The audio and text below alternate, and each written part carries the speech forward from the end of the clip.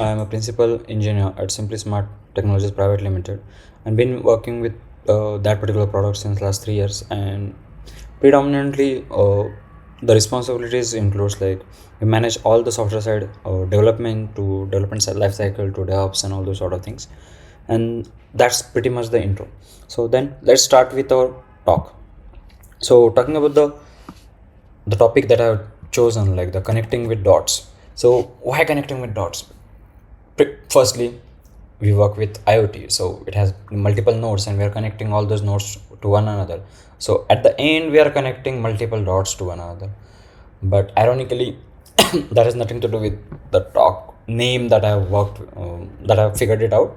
So it's due to because growing up, I was fascinated by all the things that have been done and how Steve Jobs used to present all those things. And so, in one of his speeches at I would say the Stanford University, he talked about how easy is to connect the dots or the incidents that happened to with you in the past than to connect anything that in the future. So this is a talk about my experiences and how we have evolved through it and what sort of experiences and learnings we had while improving our own product.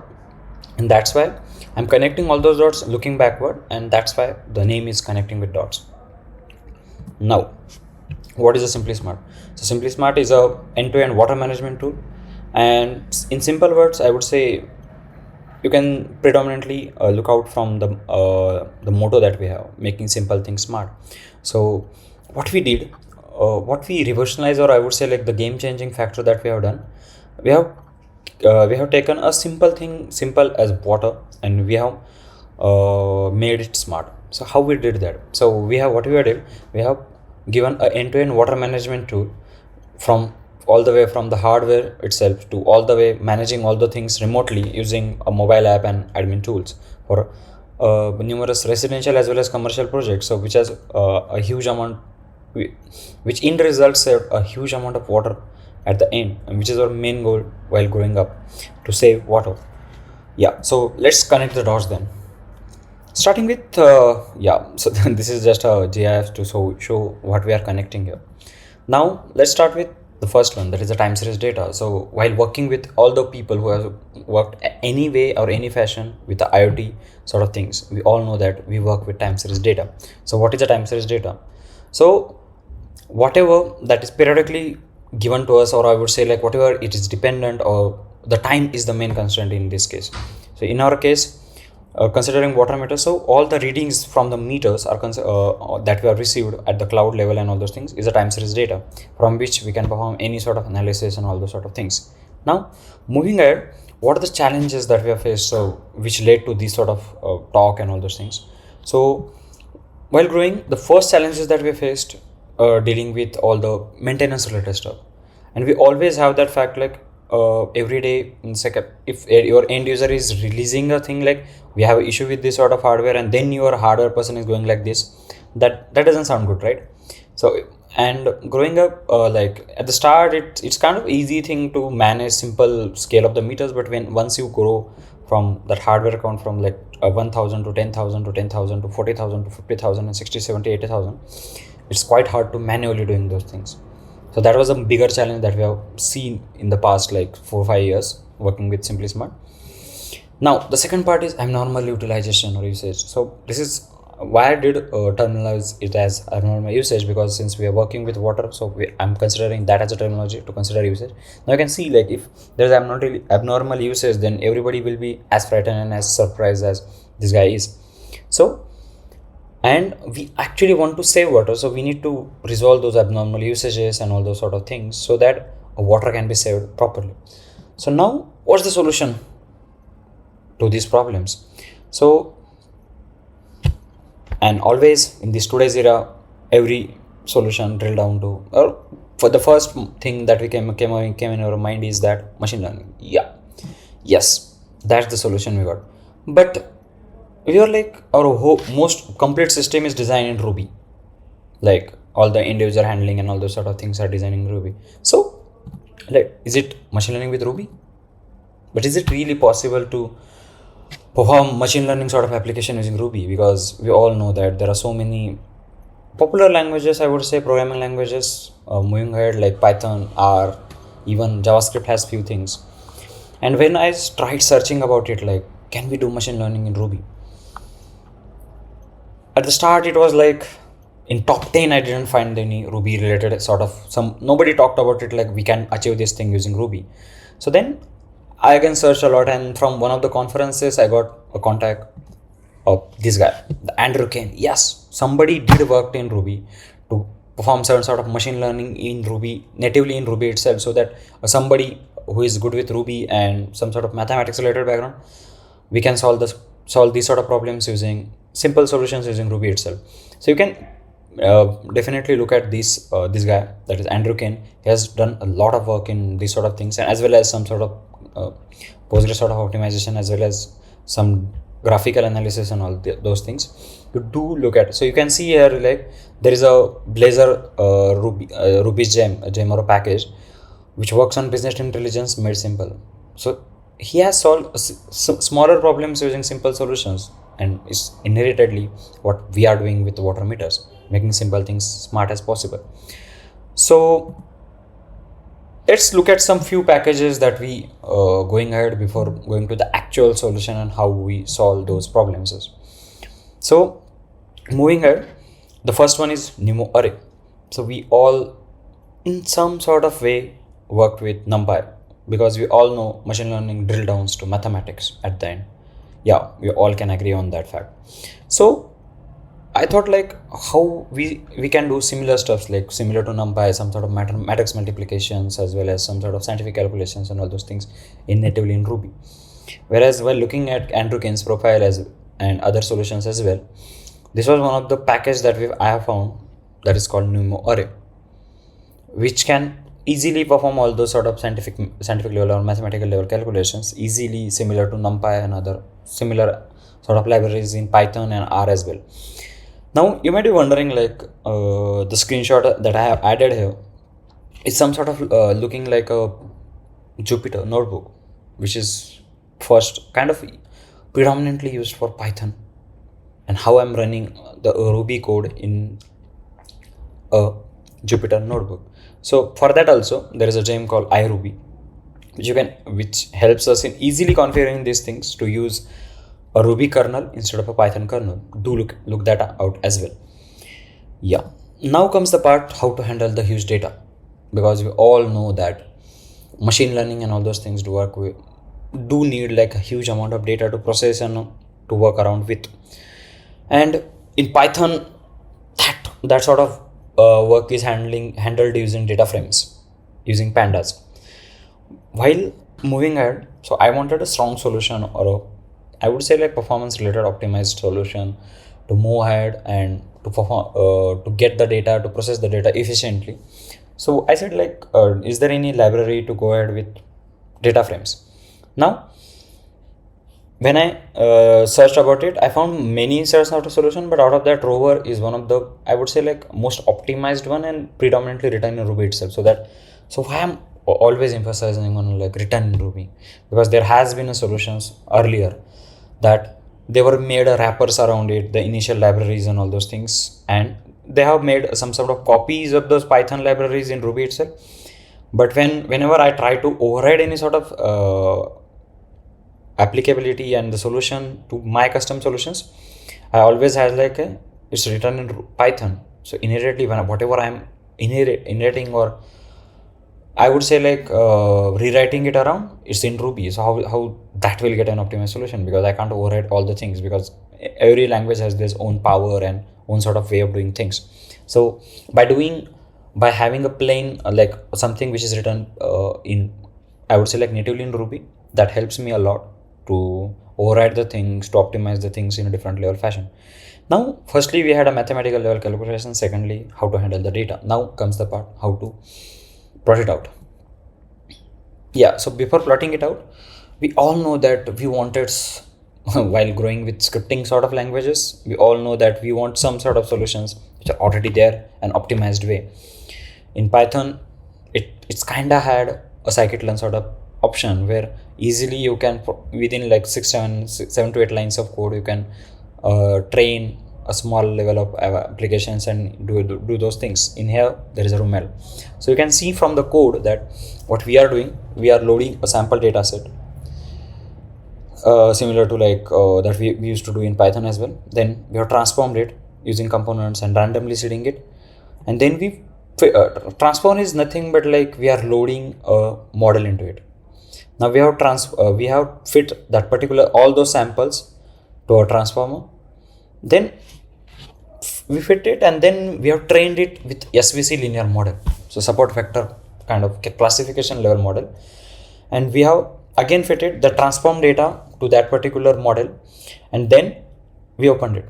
Now comes the part, why do we need like file open and we are dumping it somewhere and all those things? Because what I believe is that we always can't just train all the things at runtime and then gives the solution. So we need to kind of pickle it out or dump somewhere that model which is trained on huge amount of data. So we are dumping it in the first block, I would say code block, and then we are again loading that particular we are loading the test related data. Then we are loading the classifier from the files, loading it out, transformers as well as classifiers. Then we are trying to predict it. So after predicting, you can see like we are getting some sort of 98% sort of accuracy here.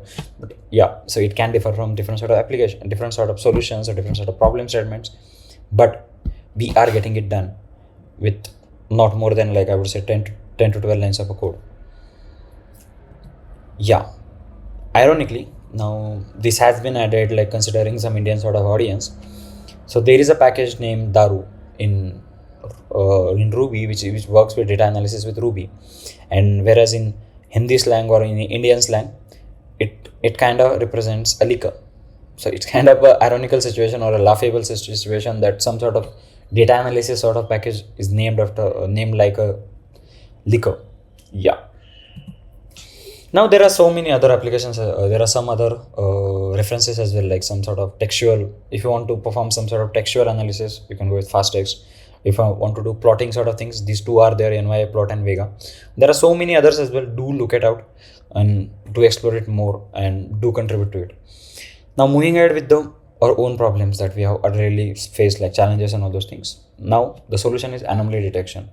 So we all know that whatever, like if that particular reading is behaving resulting into some sort of anomaly, there may be some sort of problem with it. It can be related to a maintenance related problem, it can be related to abnormal utilizations and all those things, but the solution is anomaly detection. And to do that, so let's just understand like what sort of anomaly detection and how those are impacting the water related solutions, or I would say like IoT related solutions. Moving ahead, the first one is point outliers. So I just added a graphical scenario so that everybody can understand. So in this case, you can see like we are having some sort of point level outliers here, and you can see. So now in terms of IoT solution, where this sort of anomaly can happen.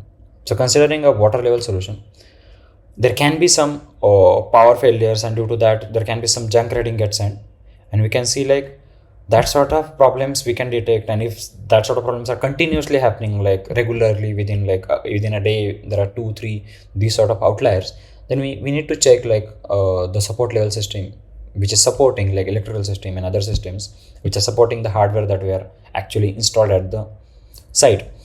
Now comes the part subsequent anomalies. So now these are the two types of subsequent anomalies. Like if you are working with single time series property or single time series sort of data that we are going at, then you can get univariate time series sort of data, and you can see here we are having some sort of outliers. There is a O1 outlier, there is a O2 outlier, and it's kind of subsequent. It's not just a single outlier, single point outlier. And now the case happens like if you get these sort of anomalies here, what does it depict? Because at the end it's all about what's analytics we are getting out of it. So from these we can understand like there is some issue with the meter, because it's continuously it's fluctuating up and down, which is a subsequent anomaly here. In this case we can say like there might be some sort of issue with the hardware itself, not the supporting system that we are providing to it. And from that we can inform a hardware personnel proactively to go and check. So that kind of solve these first two can solve a proactive maintenance sort of case. Now comes the part, the abnormal utilization sort of part, how we can solve that. So to solve that abnormal utilization part, let's just first detect these sort of outliers, then we can discuss about that thing. So in here we are using a prophet gem. So there is a library named Prophet with Google, and they have made a similar sort of solution in Ruby. Easily detect some sort of basic outliers to it, so that we don't need to like do all those things, and because at the end it's all about solving problem efficiently in a lesser amount of time. So to do that, this is actually helping us, and in this you can see what we are doing here. We are just iterating over the data that we are getting to get it a series level data from the CSV that we are providing to this particular solution, and then we are asking Prophet to detect the anomalies with this series.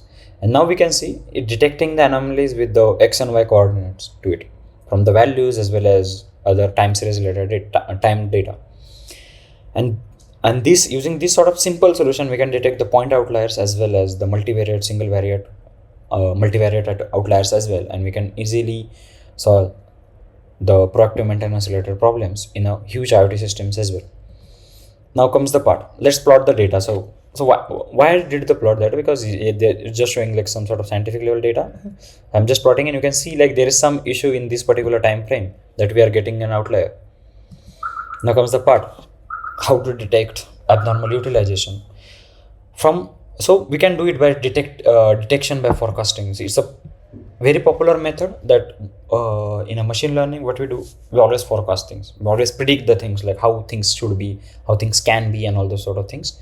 And doing that, what we have observed that in our solution, like water level solution, we can't just go ahead and see like is there any spike and all those sort of things, since it's a continuously increasing thing.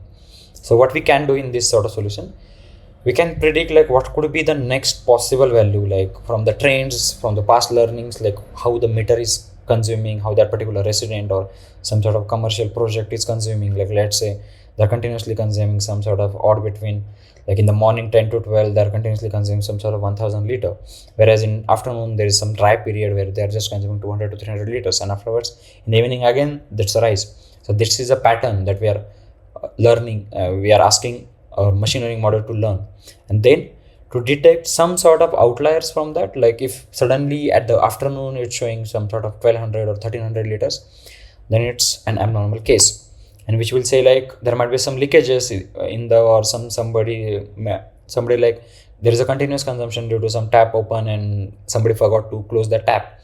And to save the water, we need to proactively alert the resident or a commercial, whoever is responsible to the thing.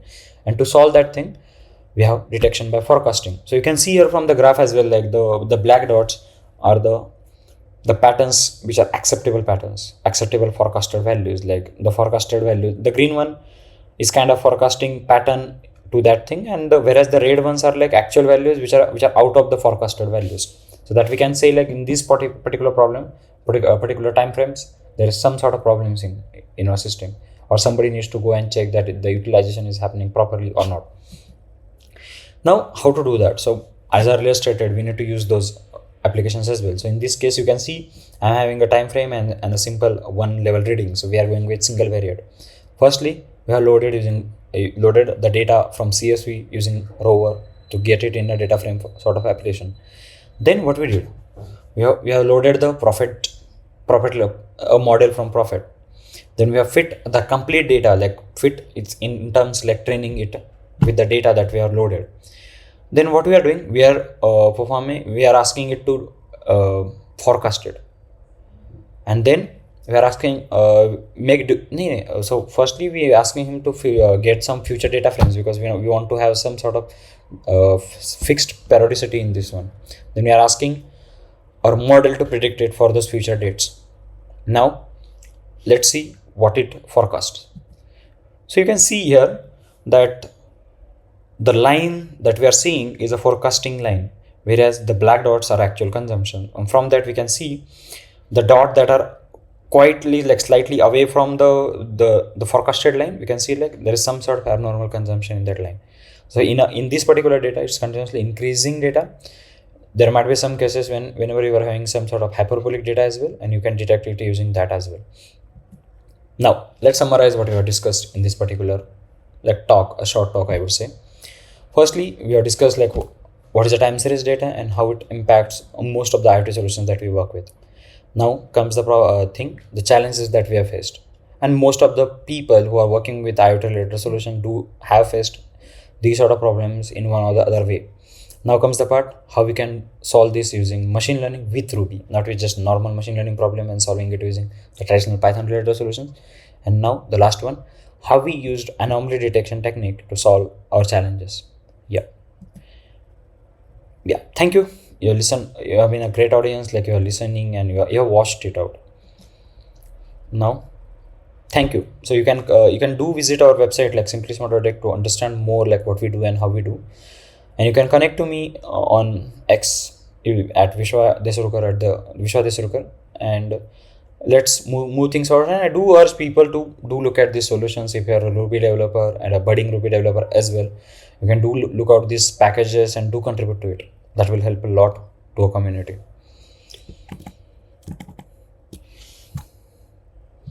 Now, thank you Conf42, Internet of Things, to speak and to share my knowledge and whatever I have. I would say like my experiences over the period, and yeah, for all the guys, do enjoy the solutions and do connect with me if you have any. If you are interested in knowing like how all the other things we do, from the end-to-end solutions to all the other things using different sort of architectures.